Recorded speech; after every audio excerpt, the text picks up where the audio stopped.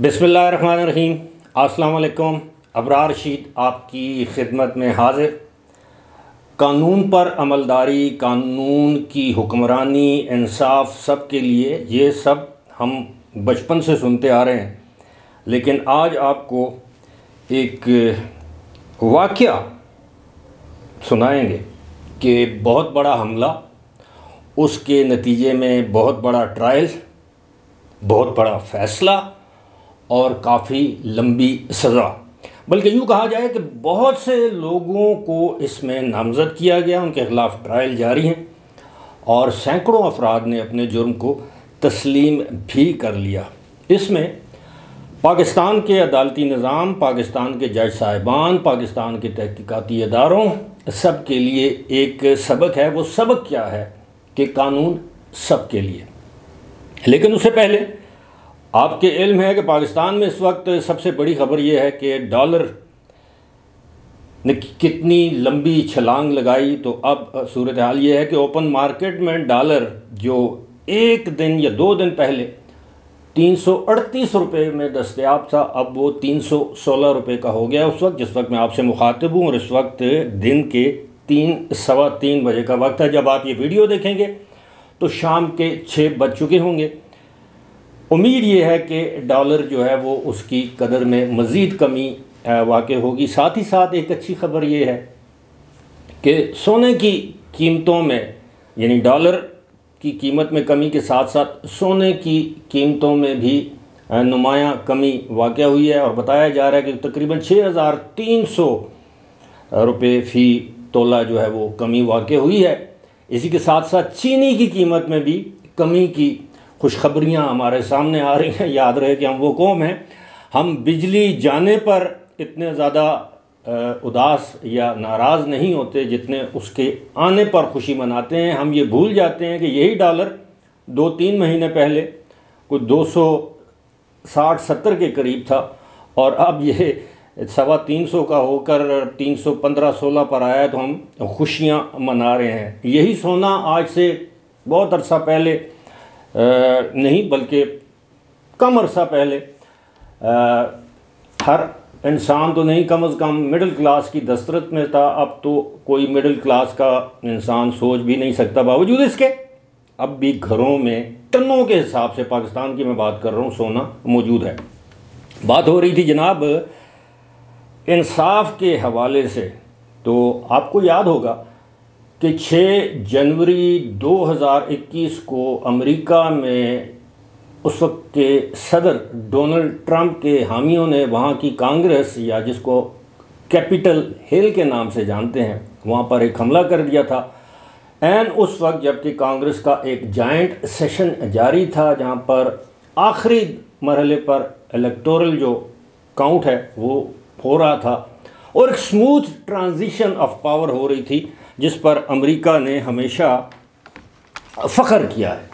अब इस सारे मामले पर जो वाक़यात रूनुमा हुए वो इस तरह है कि कुल जो मैं ये, ताकि कोई गलती ना हो जाए, इस पूरे मामले पर जनवरी 2023 तक इसमें जो लोग जिनके ऊपर मुकदमात दर्ज किए गए उनकी तादाद जो थी वो 1000 तक थी। फिर ये 1100 हो गई अगस्त 2023, यानी गुज़श्ता महीने तक ये तादाद बढ़कर 2023 तक हो गई।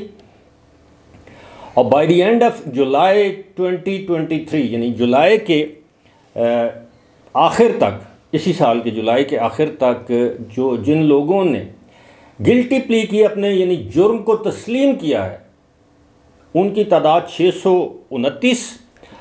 और इसी तरह जिनके ख़िलाफ़ ट्रायल शुरू हो चुका है या मुकम्मल हो चुका है, उनकी तादाद है 129।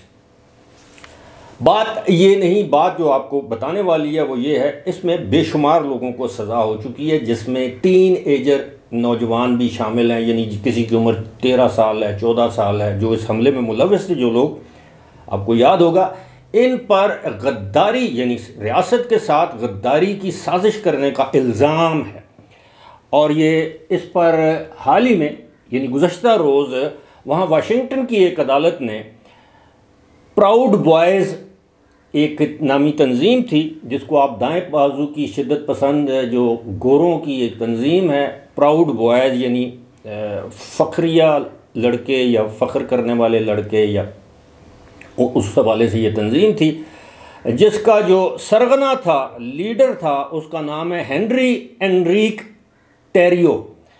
हेनरी टेरियो की जो उम्र है वो है 39 साल। ज़ाहिर है ये बॉयज़ के ज़मरे में नहीं आता, आप इसको नौजवान या जवान कह सकते हैं, जवान मर्द कह सकते हैं, लेकिन ये उस तंजीम का सरगना था। इस पर गुज़श्ता 2 महीने पहले जूरी ने इसको गिल्टी करार दिया था, और अब इसको वहाँ के जो जज हैं वाशिंगटन के, डीसी की मैं बात कर रहा हूँ, उन्होंने इसको 22 साल कैद और उसके बाद 36 महीने जो है उसको सुपरवाइज्ड रिलीज़ इसको कह सकते हैं, यानी आप ये कह लें कि 3 साल की सुपरवाइज्ड रिलीज़ वो मॉनिटर करते हैं बाद में, एक किस्म का पेरोल आप कह लें, जो भी आप कह लें। अब बाद लोग पेरोल को भी पेरोल कहते हैं, पेरोल आपको पता है एक अलग चीज़ है। अब ये सारी दास्तान आपके साथ शेयर करने का या आपके साथ या आपको बयान करने का मकसद क्या है? मकसद ये है कि ये कैपिटल हिल पर, जो कि अमेरिका की पार्लियामेंट जिस तरह मैंने बताया है उस पर हमला था, ये पेंटागन पर हमला नहीं था, वहाँ की वजारत दफ़ा पर हमला नहीं था, ये किसी नेवल बेस पर हमला नहीं था, ये किसी एयर बेस पर हमला नहीं था, किसी मरीन इस्टेब्लिशमेंट पर, इंस्टॉलेशन पर हमला नहीं था। तो देख लें कि वहाँ की का कानून कैसे हरकत में आया, किस तरह जजेज़ ने दिन रात एक करके इन लोगों को सज़ाएं दी, या इनको, और कानून के तमाम तकाज़े पूरे किए गए, किसी के साथ ज़्यादती नहीं की गई, और वहाँ पे ज़्यादती की भी नहीं की जाती। उसके बरक्स आप पाकिस्तान में देख लें, 2014 में पाकिस्तान की पार्लियामेंट पर हमला होता है, सुप्रीम कोर्ट की दीवारों पर, जंगलों पर गंदी शलवारें लटकाई जाती हैं, पाकिस्तान के सिंबल, पाकिस्तान टेलीविज़न पर हमला किया जाता है, उस हमले में मुलव्वस जितने भी लोग हैं, आज दिन तक उनके ख़िलाफ़ कोई कार्रवाई होना तो दूर की बात, उनको मुल्क के आला तरीन आइनी ओहदों पर बराजमान करा दिया गया, चाहे वो सदर का ओहदा हो, चाहे वो वज़ीर आज़म का ओहदा हो, चाहे वो वज़ीर ख़जाना का ओहदा हो, वज़ीर मनसूबाबंदी का ओहदा हो, मुख्तलिफ़ ओहदों पर ये जितने भी उसमें उन हमलों में जो मुलव्वस नामज़द लोग थे, आप सबको मालूम है कि किस तरह एक इंजीनियरिंग के तहत उनको इन ओहदों पर बिठा दिया गया जिसके वो अहल नहीं थे।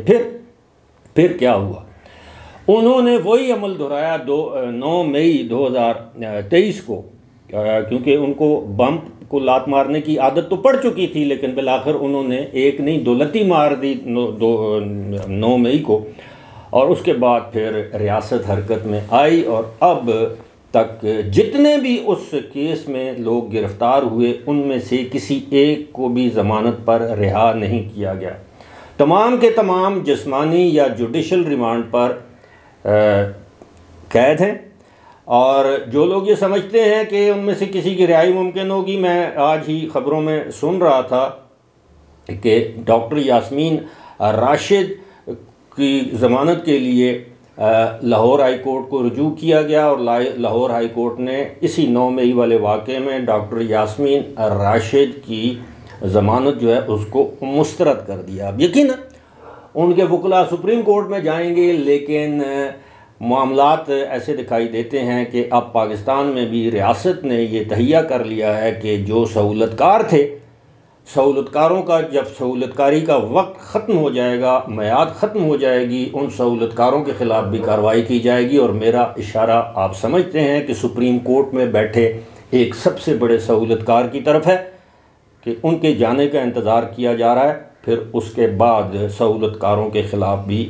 उसी तरह कार्रवाई की जाएगी जिस वाक़े का अभी मैंने आपके साथ ज़िक्र किया है। फ़िलहाल मुझे दीजिए इजाज़त। खुदा हाफ़िज़।